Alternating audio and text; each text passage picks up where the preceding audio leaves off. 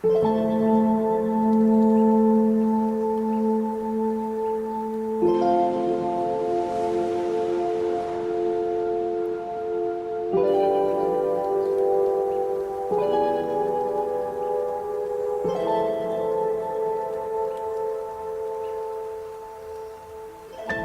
name is Frater Crow, and I've always experienced life a little different than most.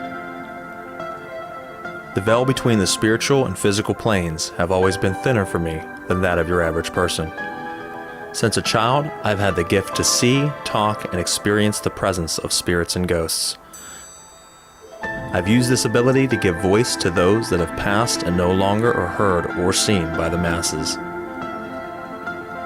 With my good friend and partner Daniel James, we will shed light onto so many topics and do our part to bring to the surface what often is hidden in darkness. My name is Daniel James. As early as I have memories, I have had sightings of UFOs, shadow people, beings from other realities, sleep paralysis, and a call to the unknown. My interests in the paranormal has led me into producing films, documentaries, and web series about all of the mysteries that I chase. Now, my journey has led me here. To share these stories with my partner Garrett, and with you.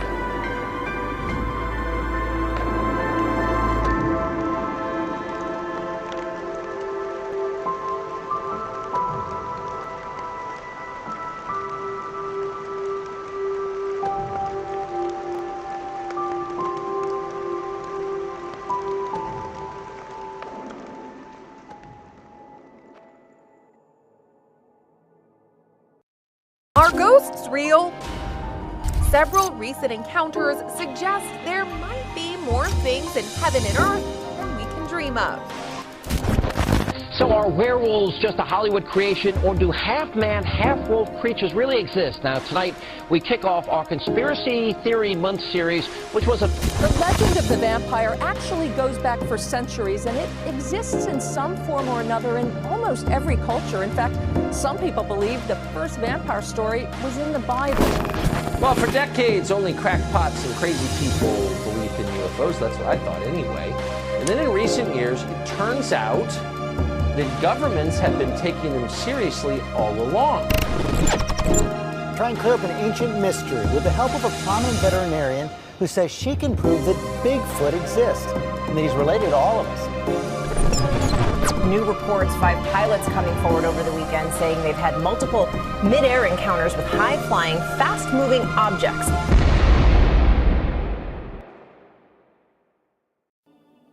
Good evening, friends, fans, family, and followers to the Season 4 premiere of Celestial Oddities Pong, PairOfNormal Guys podcast. We are very excited to be back with the season premiere and bringing you much more great content that you guys expect, and we certainly aim to deliver. As always, I am your host, Frater Crow. And I'm your co-host, Daniel James. We want to thank you for tuning in out there. One of the new announcements that some of you may be aware of, but some of you may not, is not only are we still airing across iTunes, iHeartRadio, Spotify, Deezer, Spreaker, CastBox, Google, and Amazon, and all the other audio platforms in between, but now we also are on video as well. So you can check us out on Facebook, on multiple different platforms, from the Daniel James artist page, the Frater Crow page, personal page, the Celestial Oddities radio page, as well as Darkness and Divination Instagram, and the Knights of the Nephilim YouTube, which airs all of our shows, not only Knights of the Nephilim, but PairOfNormal Guys and Uncovering the Underground. So if you want to join us not only for audio, and want to see us as well, you want to leave us comments, please do so. We've upgraded this year. We can see your comments from all different types of platforms, answer them from here, and engage with you much more thoroughly, as we always wanted to in the past. As technology advances, so do we. We always try to stay with it and be right there in the forefront with you guys. So there is a chat feature. Feel free to join us, ask us questions, and share it around. Like I said, blast this around. I know people have been anxious to catch the new season, and Daniel and I have certainly been anxious to bring it to you. So Daniel, it's great to be back, my brother. Yeah, man, it feels good. Thank you very much for your patience, everybody, for your patience, my friend. We had originally planned on starting this season 4 a little bit sooner, but it's been a wild summer, and here we are. We are, and I'm certainly looking forward to deep diving into a bunch of different topics. And if, for those folks that might be new to our show, Daniel and I, throughout the season, every other Thursday night, 8:30 to 10 p.m. Eastern Standard Time, we jump into one of 3 segments of the show. We do deep dives into topics and discussions of certain content matter. Tonight will be the Russian sleep experiments. We also have a segment of the show where we interview professionals within the field of paranormal and supernatural phenomena. And then we have our specialty side branch of the show, which is called Odd World, where we take on phone calls from folks just like you from around the world to hear your strange and extraordinary stories of the unexplained. And we never know what we're going to get. And this year, I think, folks, if you're listening out there and you want to be a part of that, it's going to be much more seamless. We always did our best in the past, but we had to arrange Skype calls, and sometimes people didn't answer the call, and then the calls got crisscrossed, and it was always very hard to maintain that. This new platform is much, much easier. So we can put you on, put you off. It's going to be very, very nice. And for anybody out there listening that has a story that would want to share it, either coming on live, or you would like to send it to us in text and have us read it off over the airwaves, we would be glad to do so. Daniel and I hypothesize on what maybe has happened and give some of our theories and input. That's right. Now, tonight is going to be an awesome first episode. We're going to talk about a story that, has some certain elements of truth to it. Whether the story itself is true or not, we'll jump into and talk a little bit about. But whether this story is true, there has been many experiments like this been done on human beings over time. And that's what we're going to dive a little bit into tonight. But as always, we want to thank you guys for tuning in, being patient, and we'll go ahead and kick off with a brand new season. Daniel, any words before we start? Just want to say, hey, Lyra, thank you for being here in the chat. We can see you. Anybody that wants to message us, say hello, we can see that live. So welcome to the chat. Welcome to the stream. We're very happy to be back here, season 4. And I can't wait to talk about something really weird. Absolutely. Well, let's jump into it. So for the folks that don't know about the Russian sleep experiments, this is actually a story that popped up in 2010 on Creepypasta, which actually was a site before Creepypasta. And they share stories on there, some true, some maybe not. But the story's premises is supposed to take place in the late 1940s in Soviet Russia, where prisoners of war of the Russian soldiers were given an opportunity that if they went through a sleep experiment and stayed up for a very extended long period of time and made it through, that they would be granted freedom. Now, the sleep experiment was to test different types of stimulants on these individuals to try to find a way where the Russians could get ahead of the other countries during the war and be able to find a stimulant to give to their soldiers that would keep them up for prolonged periods, being more effective, being able to conquer more and do more. This is not uncommon. Actually, there has been many nations who have talked about, giving stimulants to their soldiers, whether they knew or not, they were given to them and would stay up for 2 days or so at a time, 2-3 days before crashing. But they would be able to fight through the night and so forth. Now, the first few days of this experiment, obviously these people were happy to jump on it. They were prisoners of war. So yeah, give me a chance to, all I have to do is stay up and then I can be free. Well, that was the case. And the stimulant was given not as a pill, not as an injection, but as a gas form.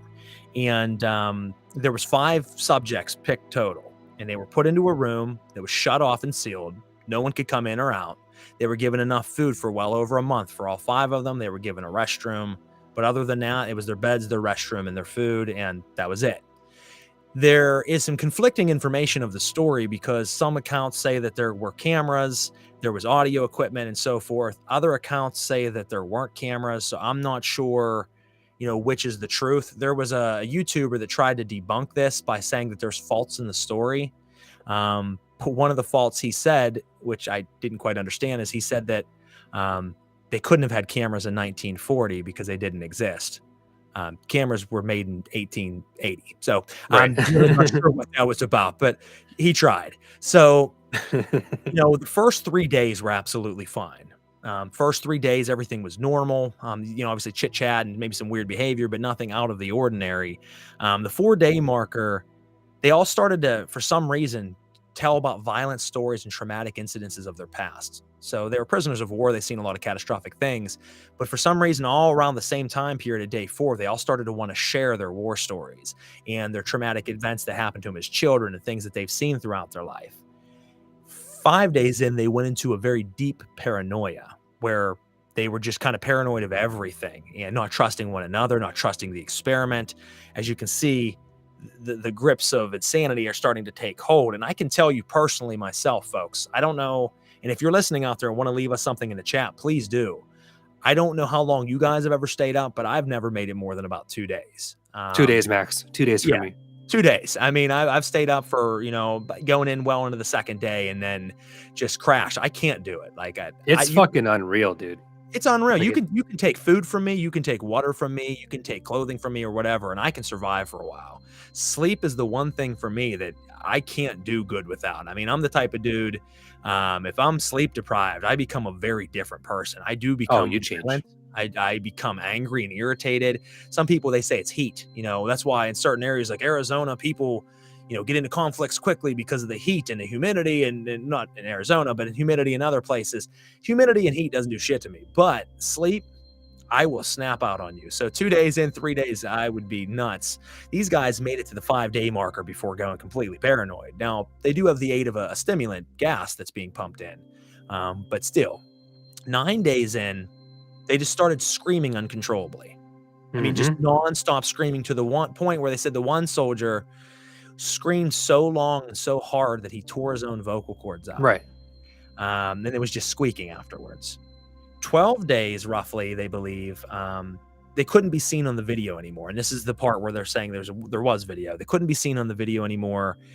Scientists had to enter the room at this point. They did not want to. The whole point was to not enter until the 30-day marker because they didn't know what kind of state these people would be in. Would they be violent? And so forth, because it is known that hallucinations will start after a few days. And I think they'll actually start before a few days. Like I said, on the 2-day marker, I was having hallucinations. So easy. So I can only imagine 12 days in and on being on a drug the whole time. But they decided, against their better judgment, let's go ahead and open the vault and let's go in. Now, when they entered, they said it was a horrific scene. One of them was already dead. The other ones all had giant chunks of flesh missing. Now, before I say this, I should say that the one on the floor that was dead was very badly eaten. They had cannibalized this man.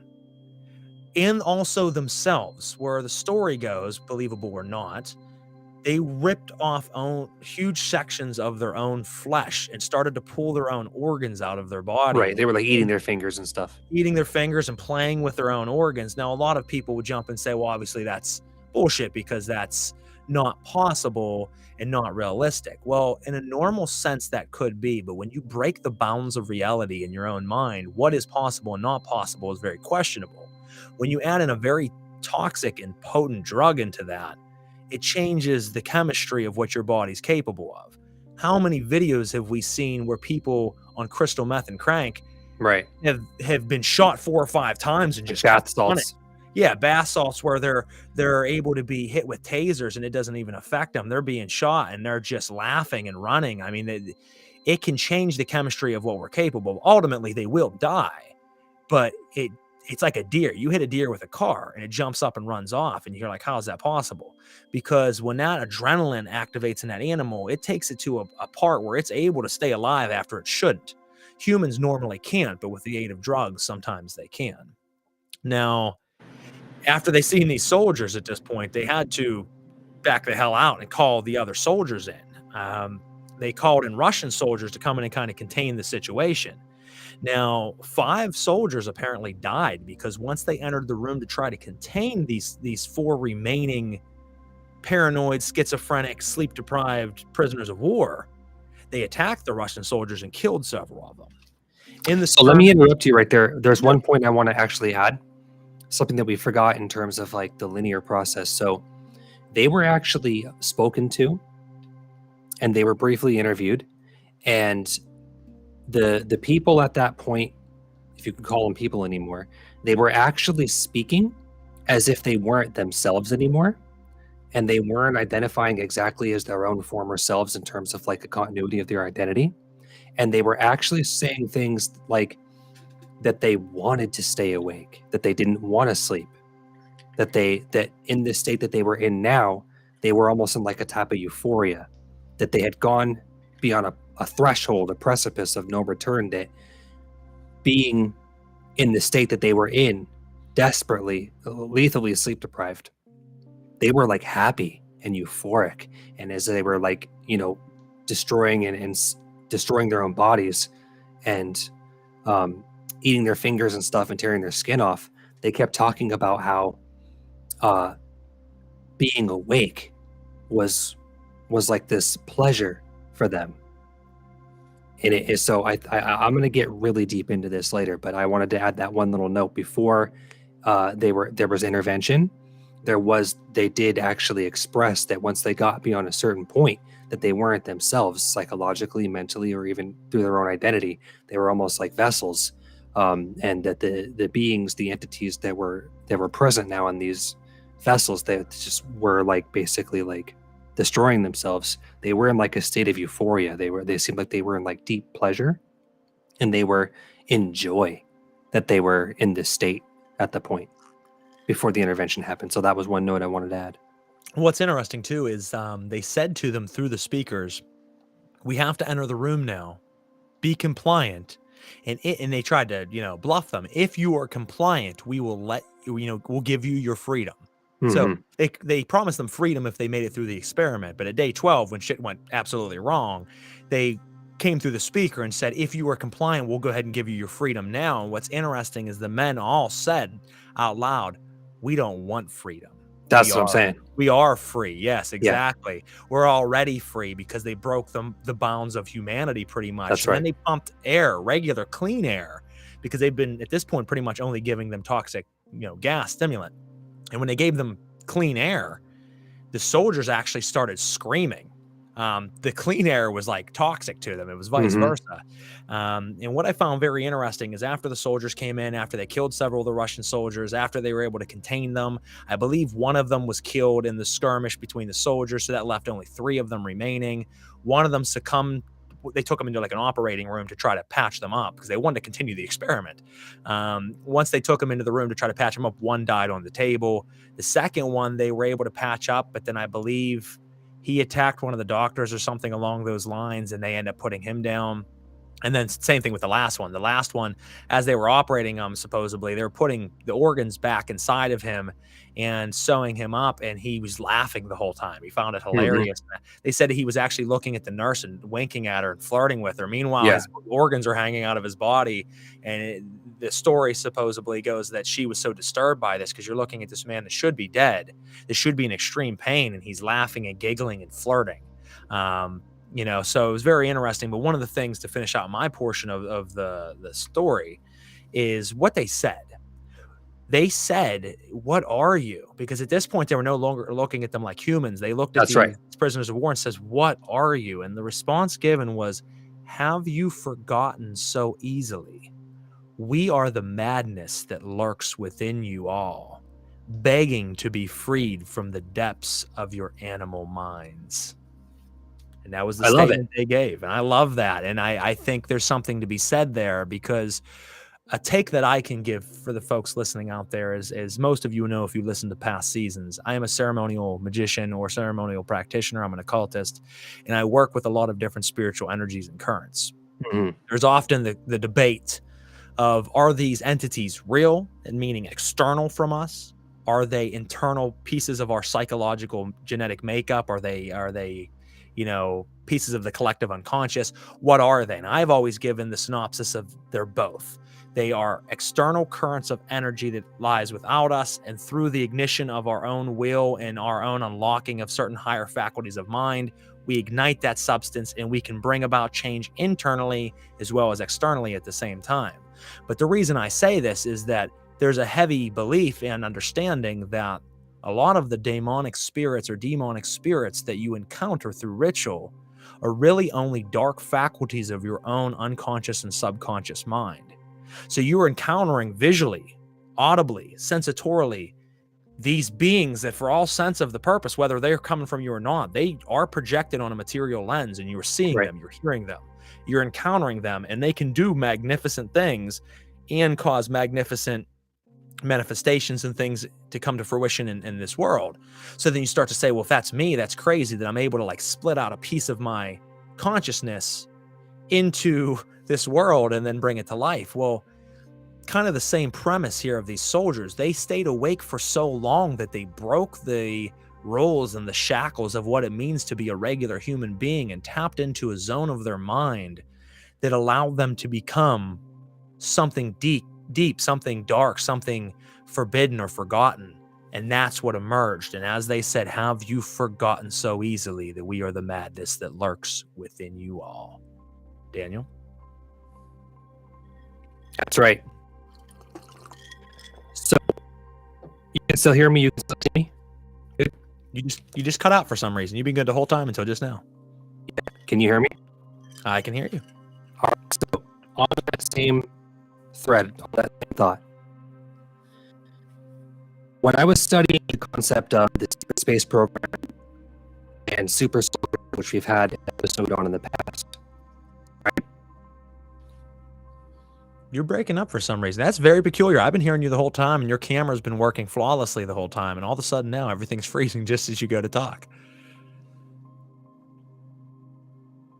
Bear with us, folks, while we're having technical difficulties. That's always the fun of live shows. I had someone say that a week ago. They're like, I can't believe you do all your shows live. That's ballsy. And I says, no, there's no other way. I can't record a show and put it up afterwards. I have to do it live because even though things like this can happen, guys, that's what makes it raw and that's what makes it real. So we're going to figure out what's going on here because there shouldn't be any issue. So it could be someone fucking with us. Me and Daniel have talked about this in the past where as we go to air our show and talk about a strange and obscure thing, something doesn't like us doing that. So Daniel, go ahead and try to talk again and we'll see if that happens. Yes. Can you hear me? Can you hear me? I can. There's an echo, but I can hear you. Okay. Just stop me if I cut out. Okay. Right? Okay. So on that same thread, when I was studying the concept of like super soldiers and the secret space program, one thing that can happen is you can actually, okay, your human vessel, your human body it's a conduit for consciousness and for the non-physical. Which means that, like, Daniel James is actually a consciousness that's down into the physical avatar. I'm getting hold on a second, Daniel. I'm getting some comments here saying it's breaking up really bad, and then I got another comment here, which makes no sense, Daniel. I know this is our first episode, but I've ran 9 episodes of Nights of the Nephilim from people all over the world so far, and there hasn't been a single hitch until tonight. That's why I say I think something's fucking with us. And then I got another comment here saying little choppy on this side. Guys, we're not sure why that's happened. And please, if someone can leave me a comment, is it both of us or is it just Daniel? Telling you, Dan, forces that be, brother. Yeah, it's like my internet. It must be my internet. I don't know. My speed's just totally tanked. Like, I checked my connection, and it's like I don't have like the bandwidth to stream like this right now. It's based on my speed. Yeah, because I got some. I have 2 comments that came and says just Daniel. That's strange. Yeah, because it shouldn't really pull that much bandwidth from you, like I said, because it's done pretty good for everyone else. But like I said, it could be a force beyond us that is pulling the strings. Well, folks, we're going to try what I'm going to do. I don't know if it'll make any difference. It shouldn't. I'm going to eliminate anything else that I got going on here. So I have the ambient music in the background. I'm going to go ahead and cut that.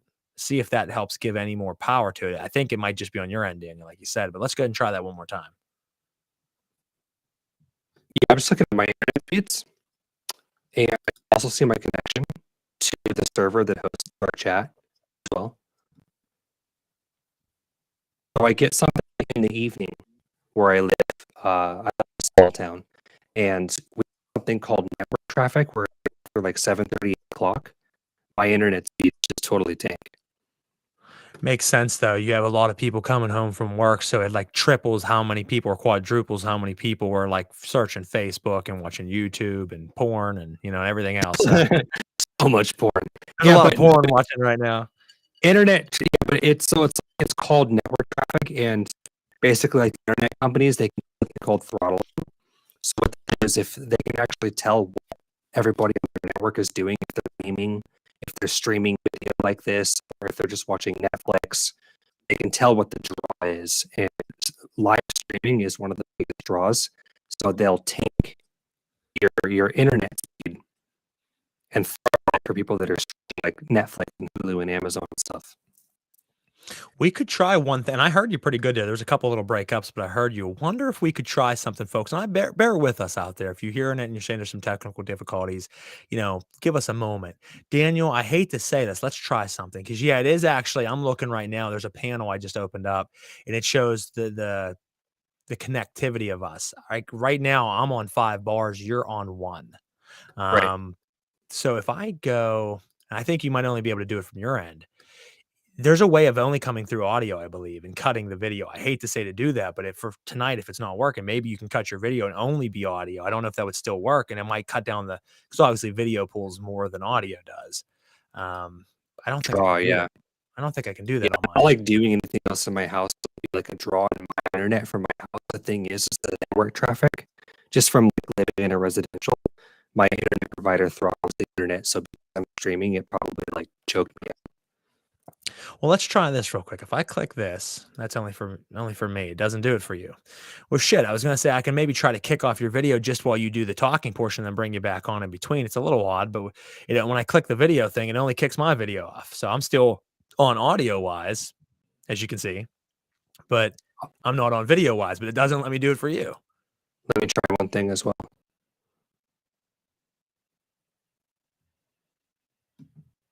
And if you guys have a question out there, feel free to ask or give input on the Russian sleep experiment or anything else. Please feel free to engage. This is season 4, episode 1. So it's great to have people interacting. And thank you to AJ and to Lyra for jumping on here and being a part of that. So I know there's other people watching that maybe just not commenting. It's always fun, like I said, to get hit with the surprises that we have to work with. It's always something new. But that's okay. I would still pick this any day over the fucking phone calls that we had to do on Skype because that shit was crazy. Yeah, those were a nightmare. I was always stressed. I'm not stressed anymore. I was it always happened. We couldn't hang up the calls either. We have to end the call and recall each other.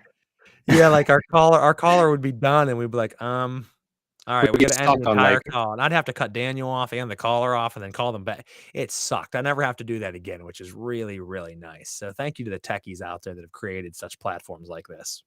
Yeah. Now, Daniel, I hear you pretty good right now. So let's go ahead and pick that back up and we'll just cross our fingers. Right. So in regards to what I was saying is that, okay, so the human body, it's like an avatar. Like the human body is like an avatar.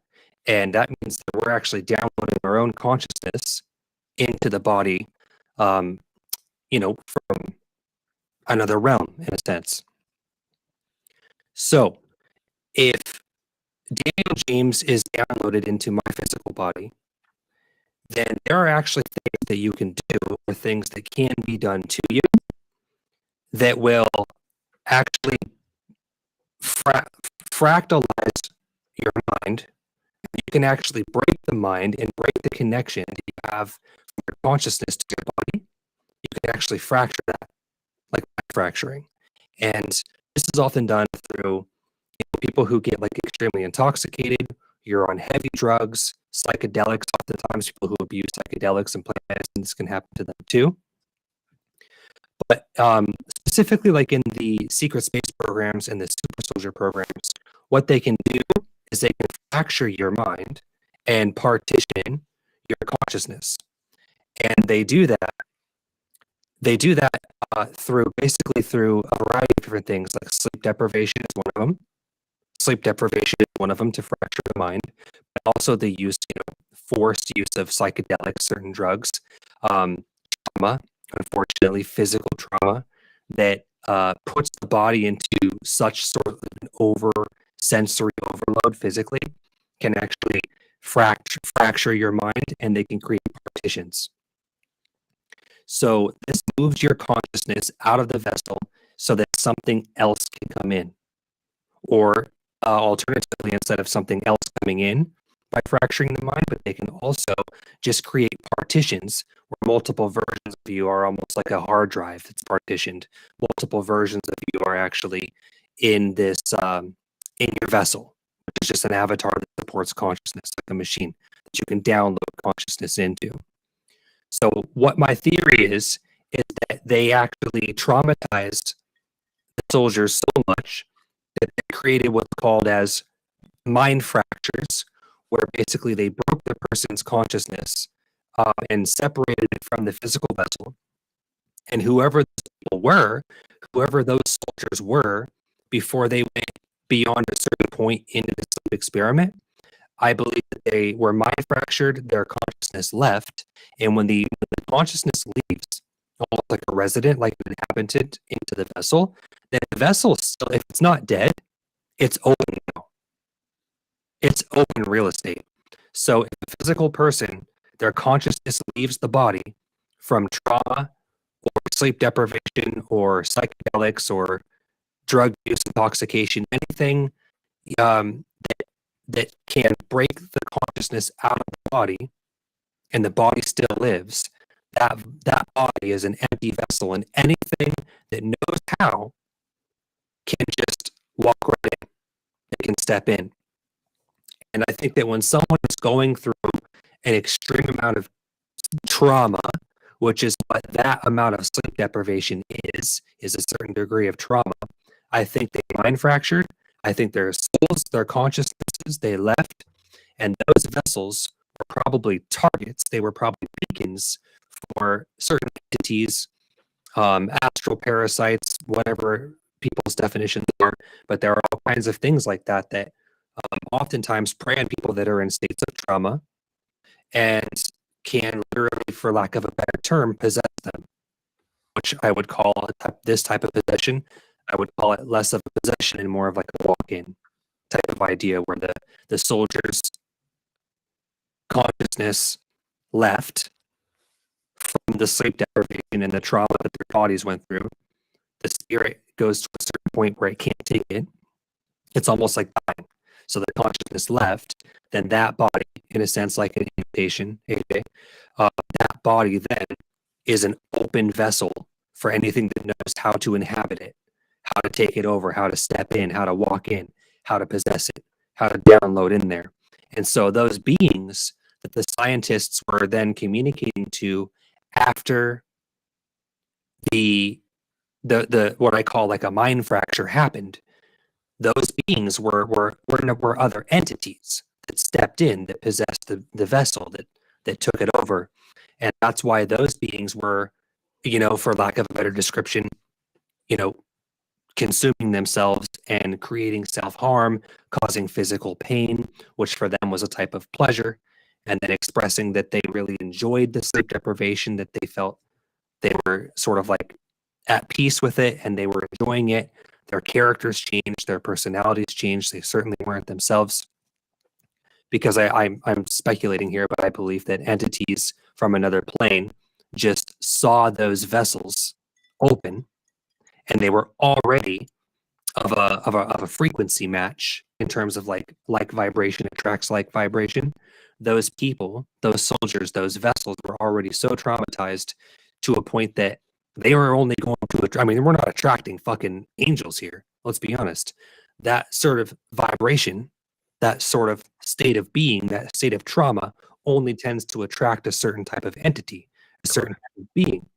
So then, now let's say that soldier, that person, they fracture, they break, their soul, their consciousness leaves, but the body stays alive. They just walk in. They just take over. Now they're inhabiting that vessel and they're enjoying what's happening to it. They're enjoying the self-inflicted pain, the trauma, the, mutilating themselves, the sleep deprivation, which creates its own physical trauma on the body. And so basically my speech here is that I believe what happened was that those people just left their bodies, and entities that are attracted to that type of circumstance, that type of trauma, that type of low vibrational frequency. They literally possessed the vessels, and whatever those beings were, whatever those entities were that were in the bodies beyond that point of no return for the soldiers through the experiment. These are entities now that are, it's just enjoying the opportunity to be in the 3D in a free body that, for lack of a better description, was basically just an open machine for the taking. I think it's a very good point. And I mean, we've talked about, and folks, Daniel and I have covered extensive amount of subjects from shadow beings to cryptids and everything in between. I mean, we can go over sometime some of our past topics if you guys don't know, so you can go back and check them out because we've talked about a lot. But one thing that we found very um, reminiscent of all people who have encountered shadow beings and sleep paralysis is usually some type of trauma or some type of sadness, sorrow, or depression in their life. So people who are alcoholics a lot of times experience shadow beings. People who were molested or raped experience shadow beings. People who are That's right. depressed and suicidal experience shadow beings. Now, there are people out there that won't admit to those things because they don't like to admit their own weaknesses. So they'll say, well, I've experienced them and I've never seen them. You might be lying to yourself, and that might be part of the problem. There are people out there who have experienced them that don't have those symptoms. So it's not 100%, but I noticed that time and time again, the phone calls we've gotten, the reports we've gotten, and people I've interviewed and talked to have that in common. Now, you push someone's mind to the breaking point of 12 days of no sleep. Like I said, Daniel and I had said 2 days for us before we just passed out and blacked out. Imagine staying up 6 times that long. And one thing I would like to point out, piggybacking off of Daniel would be, yes, possession, something taking over, but we need to, once again, not take a look at the external. There are 2 universes going on here. There's the one inside of ourselves, which is the absolutely vast, unimaginable, endless God universe. We are gods. There is the external plane that we all play on, which is the boot camp of Earth and this material realm. So when something takes over us, we oftentimes automatically want to believe that it has to be something external from ourselves, meaning something outside of this body, which it is, but it's coming from within. So when you get to those darker channels of your mind, when you go 12 days of no sleep, when you start to crack and fractalize your personal egoic psyche from your animalistic self and higher spirit, and you start to section off those pieces of what and who you are. Right.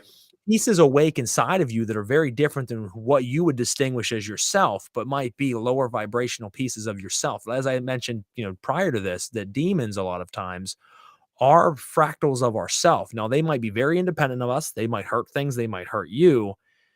But when you go inside of yourself, it's the vastest world you could ever possibly enter into. It's much more vast than this world of externality.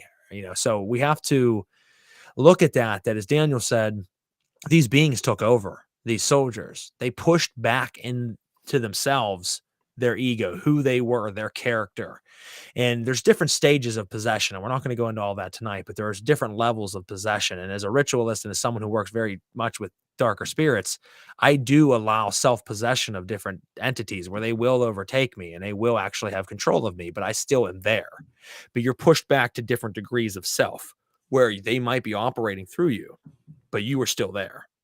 Now, you have to go through extreme methods of self-hypnagogic trance, meditation to be able to achieve these levels usually, unless something just overtakes you. So I can't speak from a perspective of someone who has been traumatized by massive lack of sleep. But I would imagine that's a very crude form of just doing this faster. Instead of having to go through months or years of hypnagogic trance and meditation, Right. go 12 days without sleep and it just slices your identity in half and you're gone. So when these things came through, a lot of times these things will thrive on pain, sorrow, and any type of lower vibrational act. So ripping out their own skin caused pain and sorrow. The fear caused by the scientists and soldiers when they came into the room feeds them. The saying that like we don't want to be free. They don't need to be free because even if the vessel dies, they still exist. So once that soldier, that prisoner of war dies, that person no longer exists as that character. But the beings that you're seeing come through that character are very much still alive in the same people that are in fear looking at them. As Right. they said, we exist inside all of you. But most of us just never get to that frequency that they come alive. So as they come out, go ahead and kill me. Go ahead and do whatever you want because you can't end me. You can only end the vessel that I inhabit. And I think that is very much, in this case, if it is to be believed, that is what happened is these pieces of ourself, but also something very much beyond ourself. You have to define that line of when you say yourself, what do you mean? Do you mean the character of Frater Crow?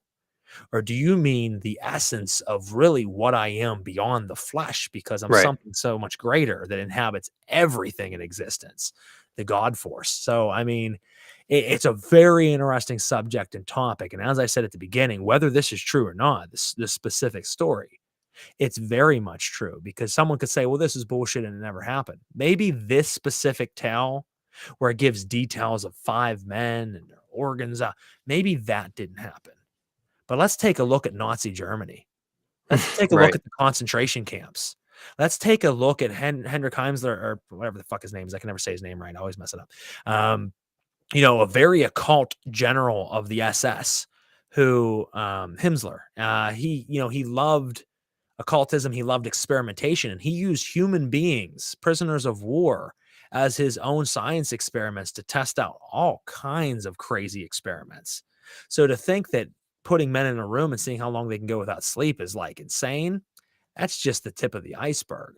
And this has been done time and time again. We know for a fact there's been experiments here on our own home soil in the United States where they fed prisoners LSD in very, very high amounts to see what the human mind could handle and what that level of opening the mind up would do to someone. Could they open up, supernatural powers? That has been done. That's accounted for. That's documented. This isn't fabrication. This is things that have happened in history. So it's not a far skip and a jump to say that they've done a lot of sleep experiments on people, and I'm sure much, much worse. I mean, look at the MK Ultra programs, and Right. look at the super space, program, super soldiers programs, where That's right. they're breaking you of your humanity to open up what's beyond that, and that's That's what right. happened to these soldiers. Totally. Absolutely. And I mean, with that being said, that this particular experiment's like small potatoes compared to some of the things that we do and have done and probably still do, to our own soldiers or to our own civilians, using the same type of, in a sense, technology to basically hack the mind and hack the body. So That's what it is. And I mean, we have a comment here saying handing over your frontal lobe for a while. And that's what it is. I mean, it's for anybody who's ever experienced possession. And I mean, most people haven't, but for anybody who has, it is a very obscure and interesting thing, every time it happens, but certainly at the beginning.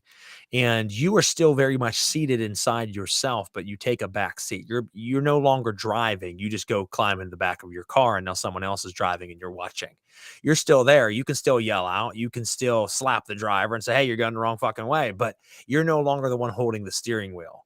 And it can be very interesting at first. And depending upon the level of the being you're working with or the matter of how this fractalization happened, whether self-induced or, as I said, just chopped from you, that can depend on how much control these type of beings, take of us. And it's a very scary thing. Obviously, all 5 of these people were said to have died or have been shot. There was actually the final one, they said, was shot by one of the soldiers because he was so terrified of this prisoner of war that he shot him.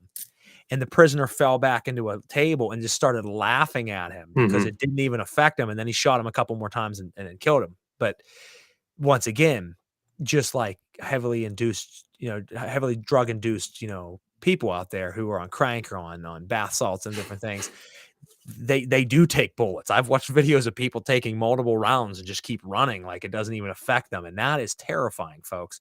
But it goes to show you how much power we truly have within us, depending upon what we tap into.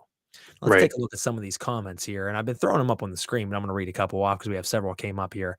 I said something about we're all gods, and Faith here said, I am a goddess. We're all gods and goddesses. It just depends on what degree that you tap into. In theory, all of us are, whether you ever do anything to enhance that or not, but there's certainly ways of enhancing that beyond the normal populace of mundane humanity. We don't know as humans that we are gods, which is the following statement from her. Open your mind and open your potential. We have been created as slaves, but we are ascending as gods.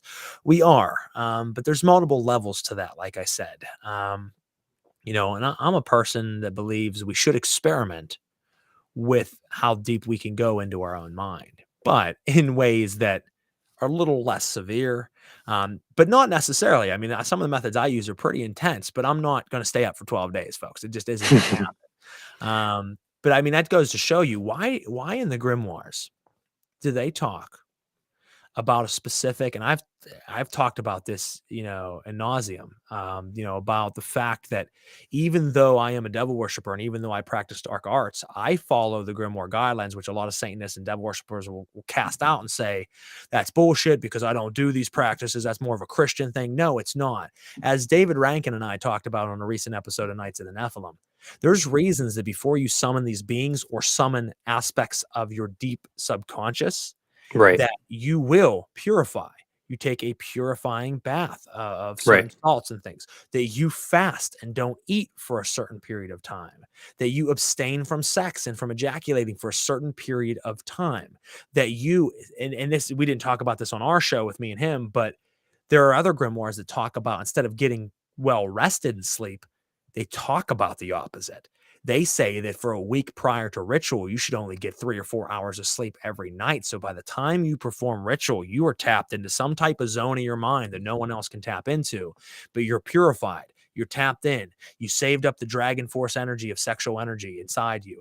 All of these things allow you to open astral gates to realms that normal human beings can't tap into. And really, that's the premise of this story, that they did in a way against their will, even though they volunteered because of freedom, waving the carrot in front of the horse.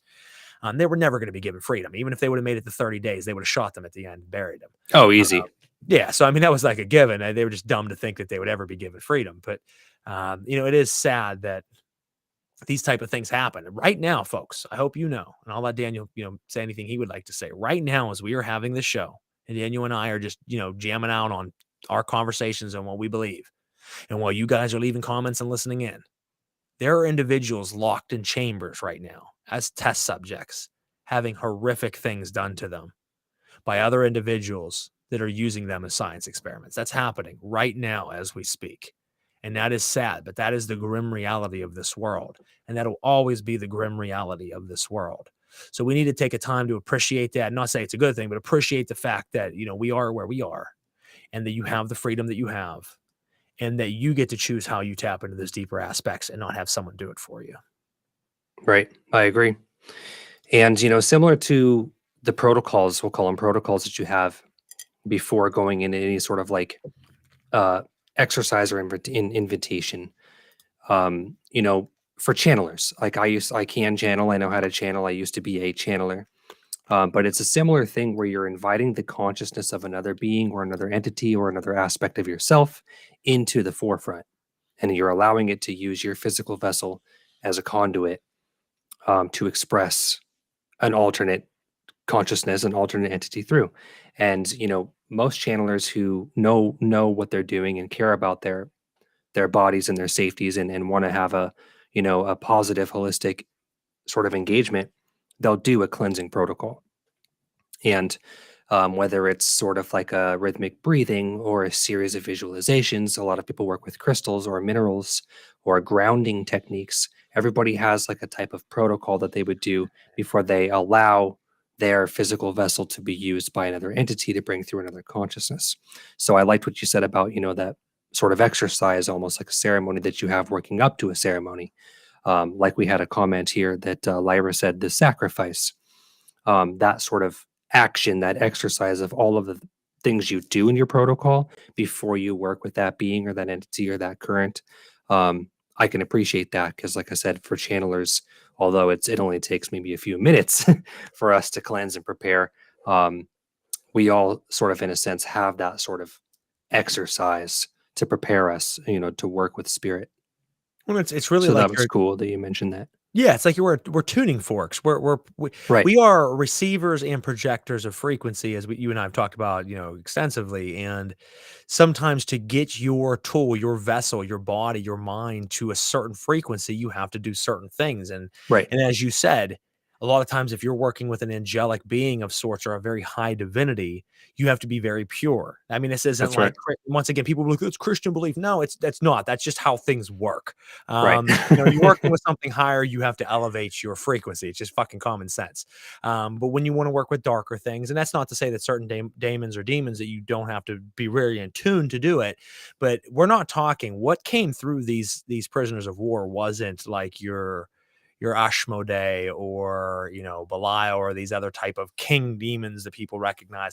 These were, as Daniel said, parasitic entities, which Right. I consider to be the real demons. You can call these other spirits that are guiders of humanity that will help you demons when really they're old pagan gods and things that people, Sure. can summon. They were enlighteners of humanity, the fallen, the Totally. watcher angels. No, I'm talking about the things beyond that. I'm talking about the things that look at us like snacks that do still exist out there, the astral parasites, which are the true demons, and they will attach and they will come through. And oftentimes, as we talked about with sleep paralysis and shadow beings, you have to be a lower vibration to open the doorway to let them in. Sometimes they'll find their way in on their own, but you are the doorway and you choose if you open it, shut it, throw it wide open, kick the fucker down.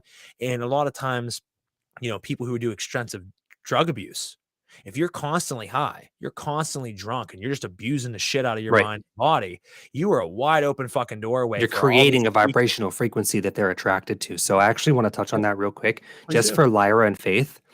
Lyra and Faith, if you're both still watching, I wanted to acknowledge you that you mentioned shadow people.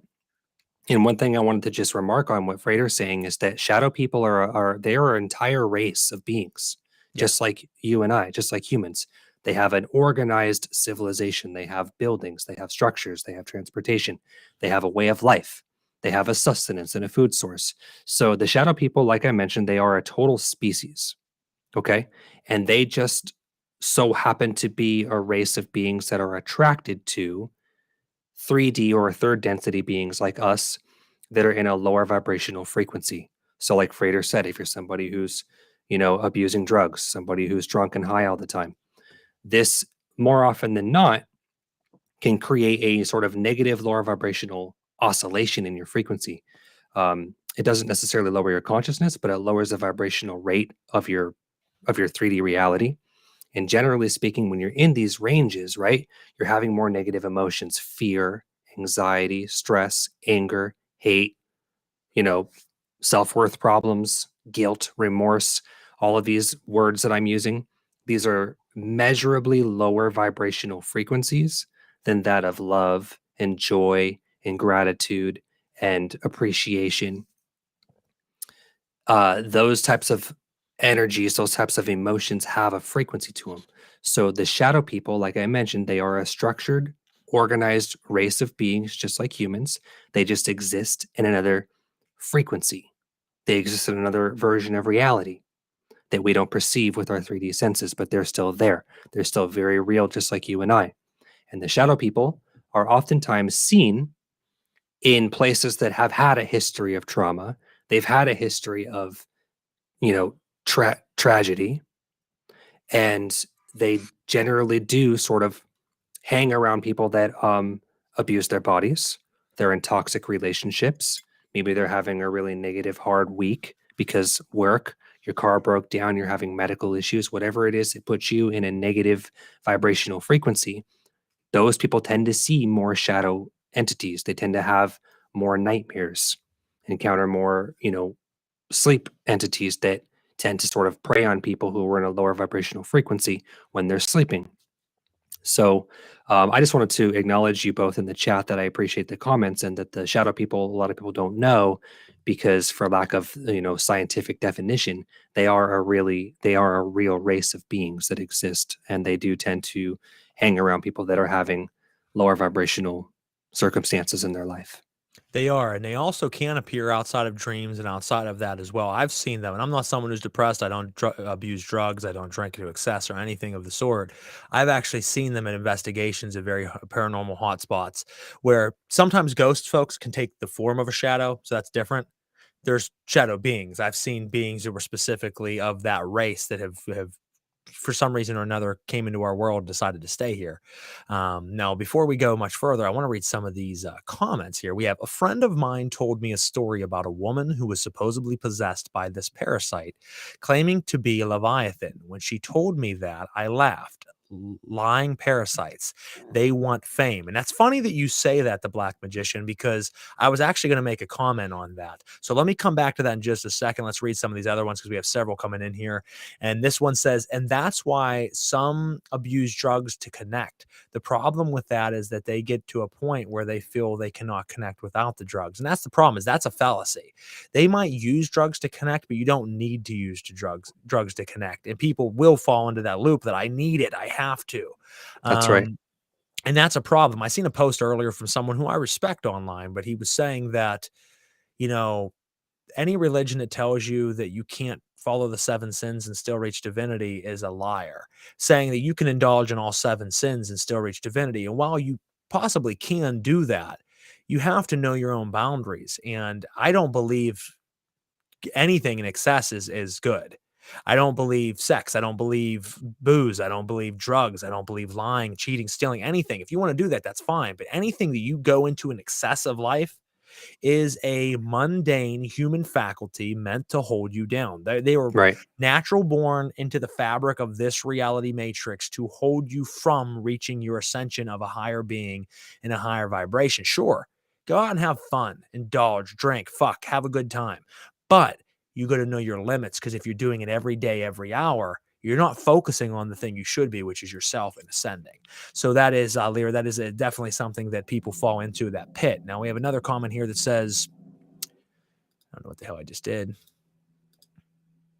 I don't know. I tried to click on, there it goes.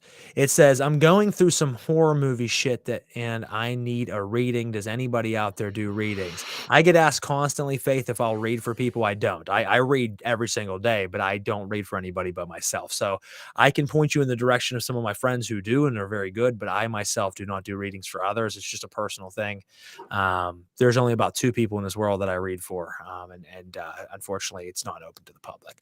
We have one here that says, regarding shadow people and their reality as a race, I agree. Like Fae and Jinn, not the same as pure spirits. These are body soul composites. Now, this comes from the Black Magician. And I want to go back to that first thing that you mentioned, that these parasitic entities, or as Candace above, who I threw the comment on there, I believe, and if I didn't, I'll throw it on here now. She said the comment of the astral larva. And that's very important, because these are very real things. And what happens That's right. is a lot of occultists actually have never came into contact with any god form or any daemon or any demon. Well, traditionally like Belial or anything. They've come into contact with astral larvae. And these larvae tell you that they're gods. This is a very common thing. And David Rankin and I on Knights of the Nephilim talked specifically about this, that is actually one of the reasons you do cast a circle. You do use a triangle manifestation. You bathe. One of the things we said about the people really don't realize, self-confession. Now, people say self-confession, that is a very like biblical religious thing. No, it isn't. You standing and facing yourself and naming out the sins that you've committed and facing it gets it out of you. You're no longer holding that back. It's no longer a darker aspect. And as you get that out, that's the shit that these type of beings feed off of. And when you throw that out there and you no longer feel guilty and you faced it and you've accepted it, it gives them less to grab onto. You're a slippy surface and they can't grab on. But astral larva folks are very real. And as the Black Magician had put, someone said that they were talking about Leviathan. Well, here's the problem, I would say. 1, they most likely weren't, and they were talking to a larva of some sort. 2, you don't talk to Leviathan. Leviathan truly is an aspect of the collective unconscious and subconscious of your mind.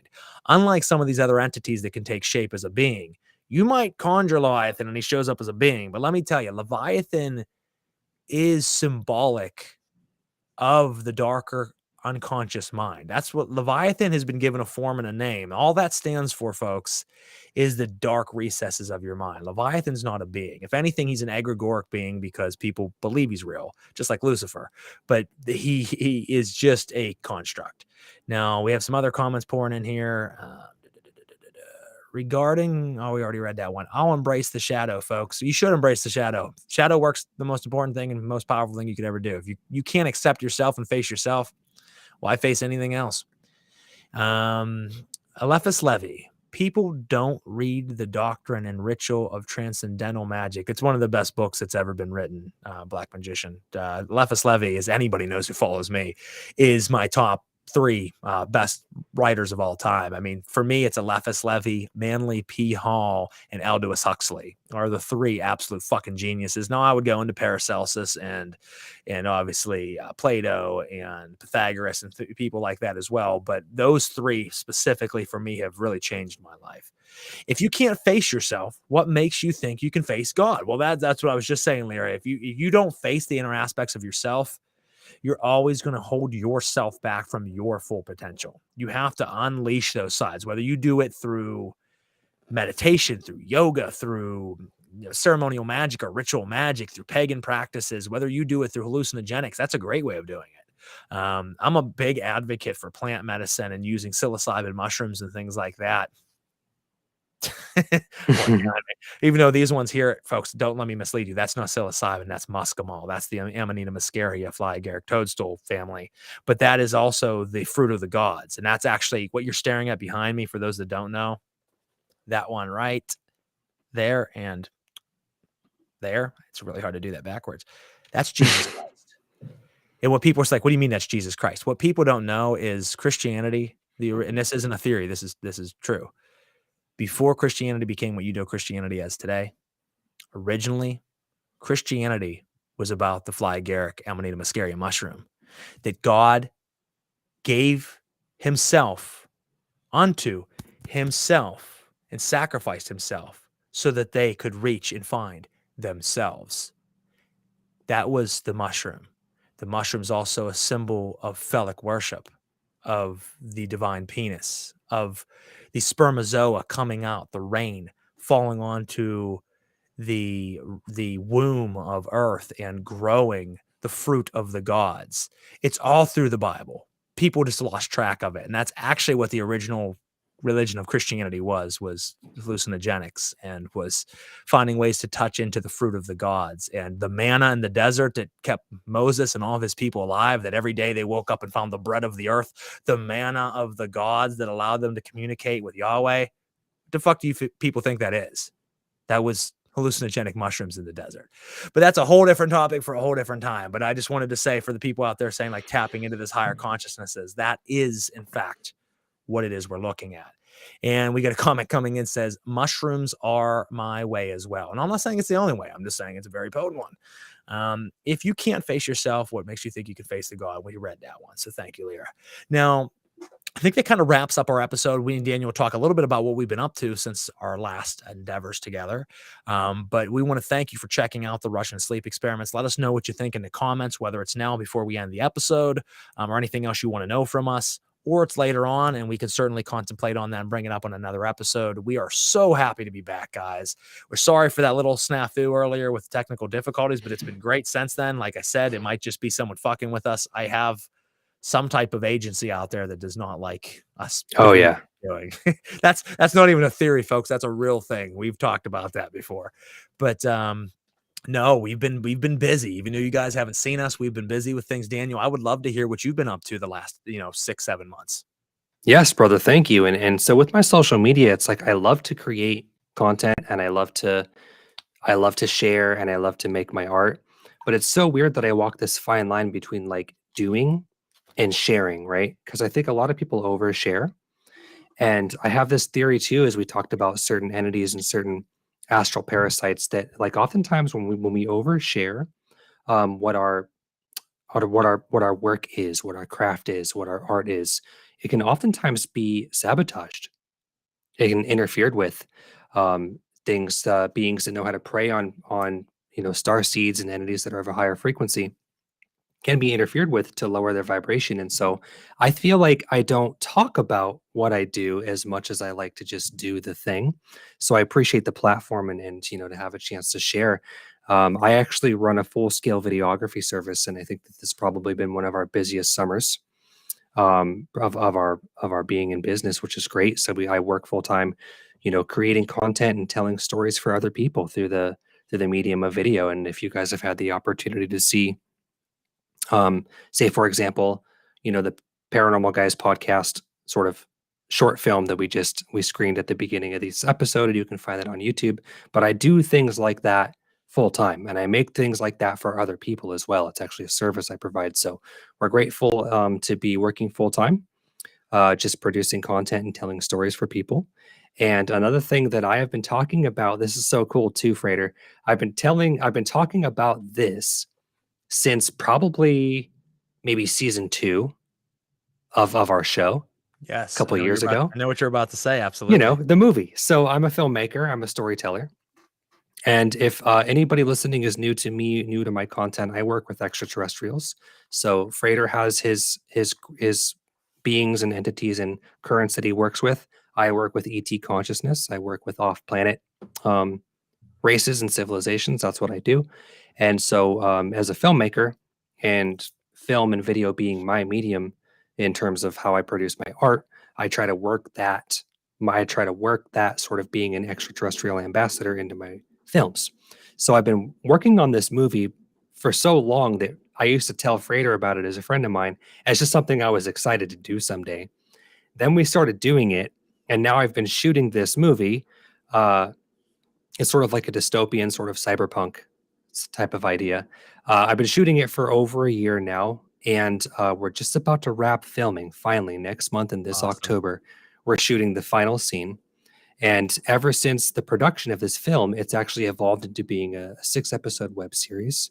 So it'll eventually have more installments, and we've actually shot scenes for future episodes in the meantime of actually filming this principal movie. So we have one more scene left to wrap principal photography next month in October, and then filming will be done. We've already started editing the movie. We've started editing scenes that we've shot. And then once we have this last scene wrapped, then we can go into what's called as visual effects, sound design. I can start composing the original music because I write all my own music for my films as well too. So I feel like this movie has, in a sense, become like a full-time job for me, because outside of my providing video as a service to other people, in every ounce of my free time, I'm in some way, shape, or form producing this movie. Whether I'm organizing it as a producer, buying props and building sets, or designing how I want the next scene to look, hiring crew and getting together all the people I need to work on scenes, and editing scenes that we've already shot. I'm doing all of this over the last almost year and a half now, around my full-time job, which is creating films for everyone else. So that's what I've been doing these past couple of months, and still doing it now as we speak, pretty much 7 days a week. I like to say no time off for good behavior, but that's only because I love what I do. And so really creatively sort of expressing myself through video and through film is something that I've always done. And for those that don't know this, that's how Frater and I met. That's how we became friends. And that's how now we're running a show together. I used to produce his music videos. It's a story that I could tell 100 times, because it was like we were two strangers who met on the internet, where he was producing music and needed music videos. And I had just moved to Pittsburgh and was just getting into producing music videos, something that I wanted to do. That's how we met. And now look at, what we've made together since. So it's been crazy, man. It's been a great journey. I like to use as an example of how, when you act on your highest excitement and you're doing things that you genuinely love and you genuinely want to do, it evolves, that ripples out, and then, it turns into things like this. So, well, I think it's important too, because I think one thing, folks, if you're listening out there, one moment of your life truly does and can define the rest of your life. And why do I say this? Daniel reached out to me as an absolute stranger. I was creating music. He was creating music videos. He moved here from Buffalo, New York to Pennsylvania. That's I right. had no idea who he was, and I get a message one day, "Hey, I love what you're doing. I'm a videographer. I moved here from Buffalo. If you're ever thinking about music videos, I can give you some examples of my work, and I would love to work with you. Let me know what you think." He happened to hit me up at the right time, so there might be more divine power behind that, but I was getting ready to figure out who I wanted to film my first music video ever. Synchronicity. And the synchronicity was there, and I responded back to Daniel, and we met in a parking lot in Robinson, Pennsylvania, and That's right. we filmed a music video as two strangers that didn't know each other, and it turned into 8 music videos, and it turned into multiple other projects.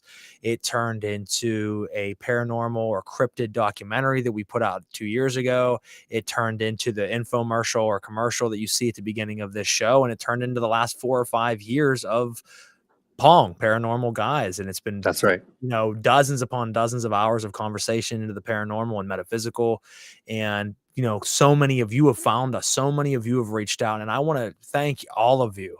The amount of outpouring that I got over the last 6 months of people saying, "When is the show coming back?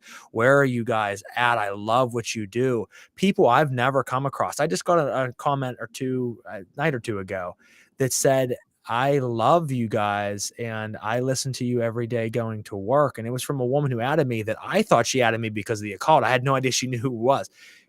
I found out she loves both, but that's how she found us, was through this show. But I have heard dozens and dozens of people tell me that their drive to work and their drive home from work is Daniel and I. And that means so much to us. So, one moment of Daniel reaching out to me changed so many lives beyond just the two of ours. That's And right. we have That's so much amazing, more too. that we're going to bring to you guys. So, stick around for that. As far as myself, I think most of you know what I've been up to. Doing Nights of the Nephilim, interviewing occultists and talking ceremonial magic and telling you guys how you can find your inner strength and how you can do ritual to tap into other levels of consciousness, whether it be through the use of entheogens behind me, whether it be through the use of ritual, that we need to explore the faculties of our own mind, because the rest of the world will find ways to hold you down and make you think that you're merely just a flesh being that's here to live, to marry, to have kids, and to die. And while that is a beautiful thing, and that journey needs to happen as well, there's so much more than that. Because while Right. this is temporary flesh, there's eternal spirit, and we need to tap into that and be able to use and house that in ways that most of you, if you haven't done it yet, can't fathom until you start doing it. So my last year since our last episodes have been really just exploring the depths of myself, exploring the depths of practice, redefining and synthesizing my own personal ritual practice, and doing my shows and bringing you guys the content that I can.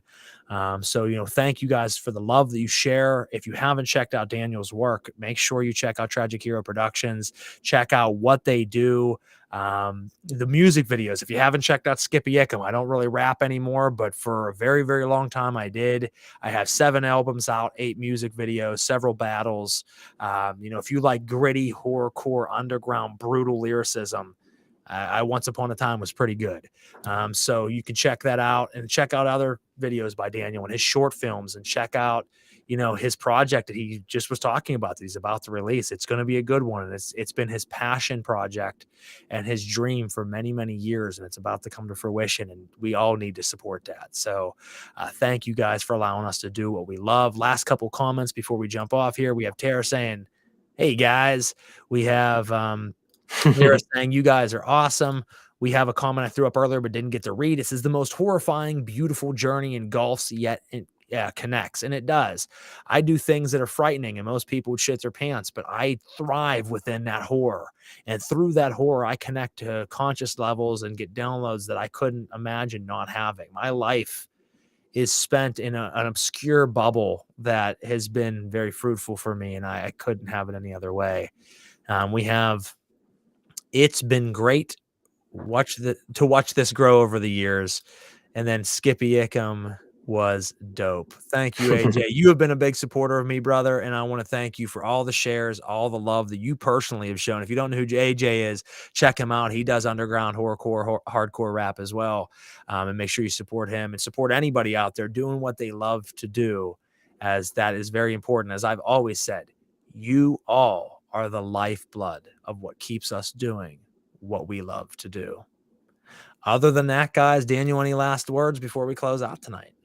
Yes. So I would like to say one thing, not just to our listeners and to people that I'm honored to call fans, but I have to just mention this one thing, was that the main reason why we had to delay the start of season 4 was because my mother, who was a huge fan of Skippy Ickums and a huge fan of our show, she passed away.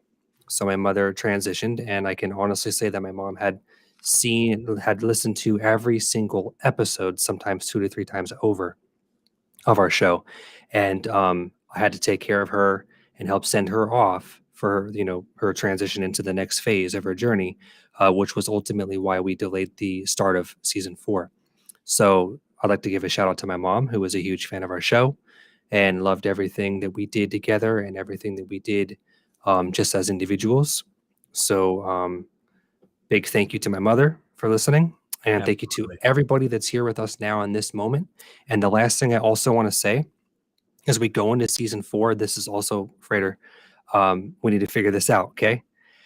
When we set out to do this show, we agreed that every topic that we covered and all the feedback and the stories that were shared to us and all of our callers, we were going to be making sort of like a legend, like a key of information, of data that comes from all over the world, because we do get remarks and comments and correspondence from listeners from all over the world. But at some point, someday, in some season, we have to make a legend of all of the stories that have been shared on this show, on this platform, and see how we can connect the dots and start to make like a database of stories and information on the paranormal and the supernatural and the esoteric that we could somehow use constructively to maybe find some sort of common thread or continuity between all of the stories and all of the listeners and all of the things that have been shared here, right? Make a database and a legend and a key of all these things and see sort of what we can do with it, right? Maybe like someday we make like, we could maybe produce something as a result, like a book. Well, we can make our own celestial oddities. Like, what if we made our own celestial oddities, like dictionary?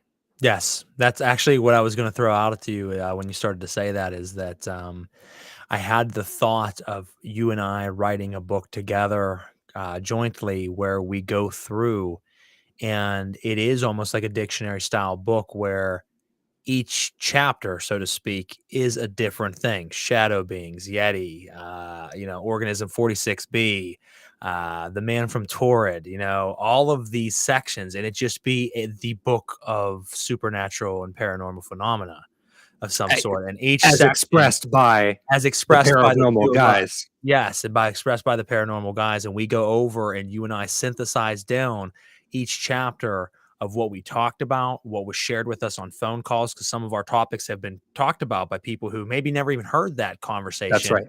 But called and said, hey, I had this situation with this dogman. Well, have you heard our episode about dogmen? So we can bring that into it and synthesize it down to a short, neat chapter about each and every single topic that we've covered and heard about, and release it as a book. And then you and I do it as an audio book and release it so people can buy and read it, but people can also listen to it as almost like the show, but synthesized down in a neat form, because some people love to hear us just scab out for an hour and a half. Some people want to hear an hour and a half of a solid book where they're like, holy shit, in the last hour and a half, I heard about 25 subjects. That is something I think we can do, folks, and your support would help. And now when the time comes, we might have to do a GoFundMe account of things, because there's a lot of expenses. And Daniel and I aren't worried about making money. We don't give a shit about that. But what we do want to do is be able to afford and have the necessities of being able to do the things that we envision for you guys. So and if we can do that, we can do it. And an opportunity for volunteers. Okay. So here's where I'm getting at with this. Yeah. So when you and I first started this show years ago, like what year was it? 19, 18? I don't remember. 20? Was it 2020? It might have been 19. I think it was 19. Yeah, 19. One of our original ideas, what we wanted to create, like, some sense of continuity between all of the stories in the general realm of the supernatural and the esoteric. We wanted to create like a database of stories and then see if there was some sort of missing puzzle piece in all of this raw data in this sort of topic in this field that we could use to maybe bridge a certain gap. And one thing that we're going to need, right, is we actually probably have to transcribe all these episodes. Or at the very least, we need to go back through all the seasons and make a database of the stories and the things that people shared when they called in and the discussions that happened on our interview episodes, not just the topics that you and I sort of provided and discussed, but all of the data that we've harvested and collected from our audience too, from stories that have been shared and from the call-in episodes. All of that needs to, in a sense, get categorized. It needs to get logged, organized, and categorized so that we can start going through it with like a different perspective and looking for common threads and synchronicities and how they all sort of connect, especially when you have like stories coming in from other parts of the world and different cultures and stuff. I think that's important. You said the key word volunteers. So if any of you guys out there are listening and say, you know what, I might be useful, can't guarantee that we have a spot for you, but we can certainly field you out and talk to you and see if maybe it's a good fit. And if so, we would love your help. I mean, this isn't something, like I said, we do for fame or money. We do this to get the right information out to the right people. Same thing as Knights of the Nephilim. I've had people give me opportunities to be bigger than I am right now that I didn't take advantage of because I didn't want to be the puppet under anybody else's strings but our own. We want to do what we do, how we do it, and we want to give you 100% authentic us. It will never be anything but us. I don't care about any contracts or anything like that. Neither does Daniel. We want to give you guys the raw information, and anybody else out there that's on the page with us and wants to help us, please do, because we can make a difference. We can make a book, an audio book, a data catalog of all the things we've heard and experienced. We can continue to make seasons of this and talk about every single subject you guys want to talk about. And that brings me to a point that if you have a suggestion for the season, celestialoddities@gmail.com. The Black Magician, you want to know how to get a hold of me? celestialoddities@gmail.com. Send me an email. I will always respond. And we would love to hear what you have to say. We have several professionals coming on this season. Some guys and gals you guys are going to want to hear about that we have lined up. And we'll be doing our call-in episodes, which will be really fun this year. So we're really looking forward to that. And other than that, we have a lot planned. So there it is. And be ready for it, guys. Share it around. And in 2 weeks, what's the date? 2 weeks, the 28th of September, we will bring you our next episode. I'm not telling you what it is yet, but we'll announce it soon. Be watching out for it. Make sure you support our pages and, share it around. And real quick, we want to say thank you or hello. We threw another comment up there. Good evening to you as well. You caught us just at the end. But thank you for tuning in. As always, guys, it is an absolute pleasure. We love you. And we'll catch you next time on Paranormal Guys podcast. You guys take care.